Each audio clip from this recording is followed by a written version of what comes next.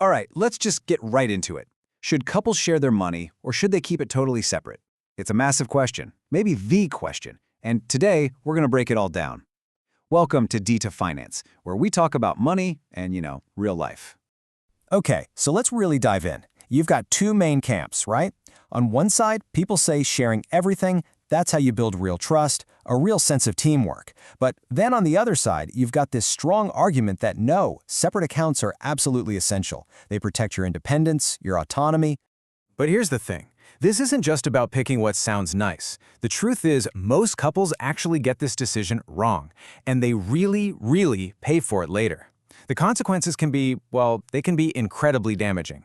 So we're going to break down exactly why this conversation is so critical. So, you might be asking, why is this such a big deal? Well, because it's about so much more than just the money itself. It's really about your values, your fears, and what you both actually envision for a life together. Okay, here's the statistic that should get everyone's attention. Brace yourself. Money is the #1 cause of conflict in relationships. Yeah, you heard that right. More than cheating, more than who does the chores, even more than the in-laws. Money, it is the top stressor, period. And you know what's interesting? The conflict usually isn't about being rich or poor.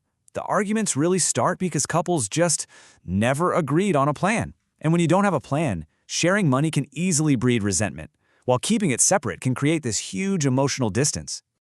So, okay, how do you actually solve this? Well, you need a system. It turns out there are really 3 main models that couples use to manage their finances. Let's explore them. And just remember, there is no single best answer here. It's all about finding what's best for you.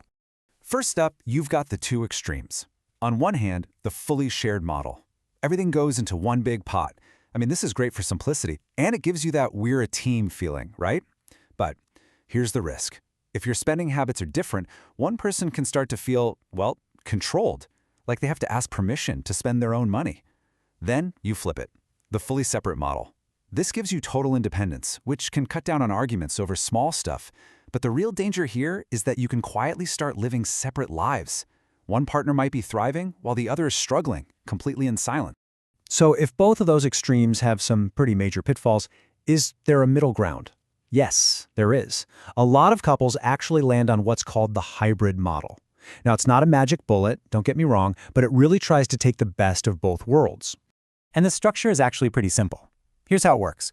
First, you have one joint account for all the shared stuff, the rent or mortgage, the bills, groceries, saving for big goals like a vacation. Then you each have your own personal accounts. This is for your individual guilt-free spending. And the real key here is agreeing on a fair contribution to that shared pot. And fair doesn't have to mean 50-50, especially if your incomes are different. And this really gets to the core benefit, right? You're working together as a team on those big shared goals. But you still have the personal freedom to spend your own money without asking for approval. It's all about balancing that trust with independence. For a lot of people, this is a really practical way forward. But again, it's still not a one-size-fits-all solution. But here's something absolutely crucial. You can pick the perfect model, I'm talking shared, separate, or even the hybrid, and it can still completely fail. Why? Because the system itself, well, it isn't actually the most important part. The real secret is this. Communication beats structure every single time. See, any system can work if you're talking about it honestly, and any system is guaranteed to fail if you don't. A system is just a tool. How you use that tool together, that's what really truly matters. And you have to understand, this isn't a conversation you have once and then just forget about it. Successful couples treat it like a living agreement. They actually schedule regular, calm money dates, a time to check in on the budget, review their goals, and maybe most importantly, talk about how they feel about their finances. It becomes this safe space where you can adjust the plan as life happens. A new job, a new home, maybe a new baby. Okay, so to make any of this work, you also have to know what not to do.